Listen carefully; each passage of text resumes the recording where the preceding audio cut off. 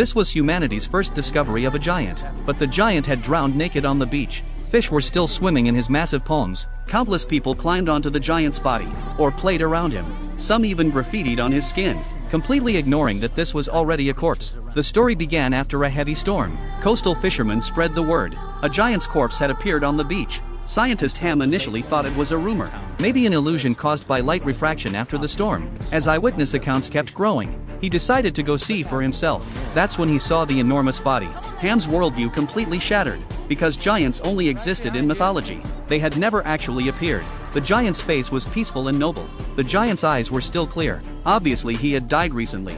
The crowd pointed and stared at the giant, but nobody dared approach, until one bold girl first climbed onto the giant's chest. When people saw there was no danger, they immediately swarmed toward the giant. They played on the giant's corpse, without any respect for the dead. Ham watched all of this, feeling disgusted. To him this was a vile desecration of divinity. Ham couldn't stop the crowd. He could only leave dejected, but returned to the beach 3 days later. People had already lost their fascination with the giant. The giant's corpse had become a children's playground.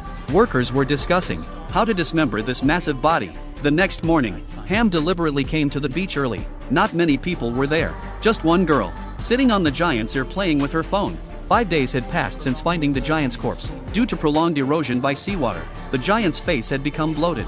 That once handsome quality had faded.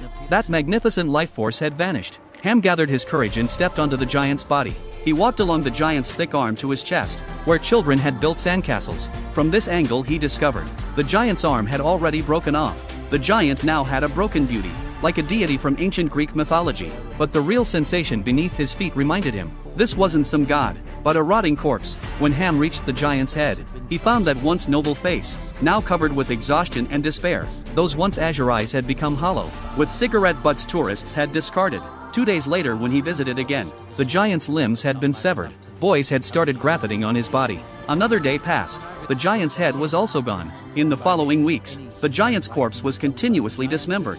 People had set up many fires beside him, starting to burn the giant's organs. People's interest in him had faded. The once bustling beach returned to silence, as if this mythical figure had never appeared. Days later, the giant's remains appeared throughout the town. Merchants used his limbs as signs to attract passing customers, making their businesses increasingly prosperous. The giant's missing head was converted into a toilet. His private parts were kept by a circus as a spectacle, preserved for people to view.